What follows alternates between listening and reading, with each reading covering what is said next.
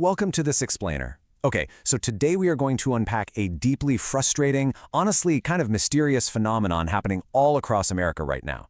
We're going to look at exactly why millions of us are working harder than ever before, yet somehow feeling financially weaker. It's a paradox that's literally keeping people up at night. So what does this all mean? Well, today we are going to peel back the layers and examine exactly what is going on behind the scenes. If you've ever felt this way, let me just validate that frustration right out of the gate. Millions of people have jobs. In fact, many are working full-time, and a lot of folks are even juggling 2 jobs. They're doing everything they were told was right. And yet, saving money just feels completely impossible. Buying a home feels entirely out of reach. Paychecks seem to disappear faster than they ever have. I mean, it's the reason someone making 6 figures today can still feel like they're barely surviving paycheck to paycheck. So we have to ask, is this just lifestyle creep, or is there a much larger system at work here? For decades, the American dream followed a highly reliable formula. You know the one. You work hard, you get a stable job, you save your money, you buy a house, and eventually you retire comfortably. That was the idea, and for a long time, it actually worked. But that old formula, it is fundamentally breaking apart today. You can follow all the traditional advice perfectly and still end up in this harsh new reality, where you're working harder, accumulating debt, and just struggling.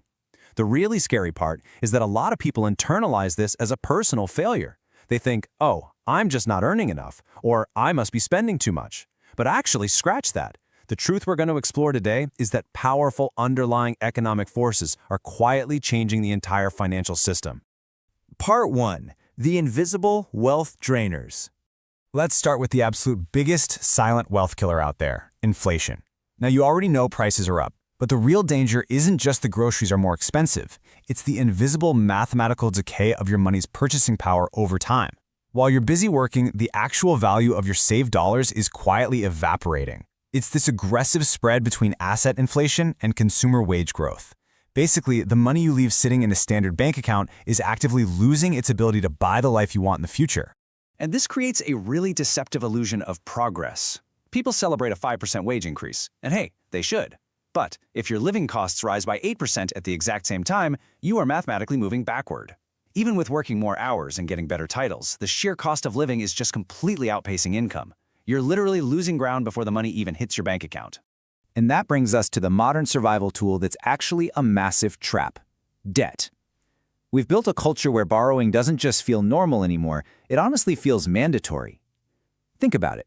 Student loans, car payments, credit cards, buy now, pay later for a pair of shoes. Instead of building wealth, millions of people spend their prime earning years simply renting their lifestyle from lenders. You end up spending years just paying interest, working primarily to service the cost of your past decisions. Then, we've got to factor in shelter. When housing, whether it's an inflated mortgage or skyrocketing rent, eats up 50% of a modern paycheck, it completely cannibalizes your future. You add in debt and basic living expenses, and your savings rate basically flatlines at near zero. People are spending decades funding their bare minimum survival, totally unable to buy their way into the asset class. And without participating in the asset class, building generational wealth, or honestly even just securing a comfortable retirement, becomes almost mathematically impossible. Which brings us to part 2, the system's hidden trap. Everywhere you look, modern society is heavily engineered for absolutely frictionless spending. One-click shopping, endless subscription models, and that constant social pressure to upgrade everything you own. Meanwhile, the actual tools of wealth creation, things like saving, discipline, and compound interest, are framed as totally boring. It's this beautifully designed hamster wheel where the system profits immensely from endless consumerism. It keeps you running just to fund your spending habits, while the corporations on the other side are the ones actually building wealth.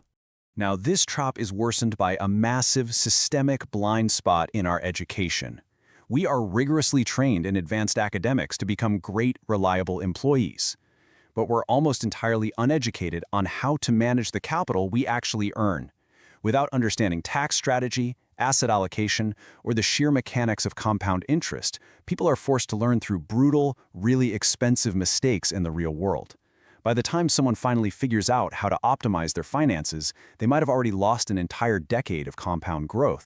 So what's the ultimate result of this cycle? You end up trading your time for money, indefinitely. Without excess capital to buy assets, your only leverage is your labor. You work your 40 hours, you get paid, and the clock just resets. True financial freedom means owning assets that decouple your income from your time.